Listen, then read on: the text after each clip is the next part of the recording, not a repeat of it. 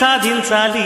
ఎవరేని అనుకున్నా నువ్వుండే రాజ్యాన రాజు నువ్వి, బంటు నువ్వి, మంత్రి నువ్వి, సైన్యం నువ్వి, ఏమైనా ఏదైనా నువ్వెళ్ళే బడిలోన పలక నువ్వి, పలప నువ్వి, ప్రశ్న నువ్వి, బదులు నువ్వి.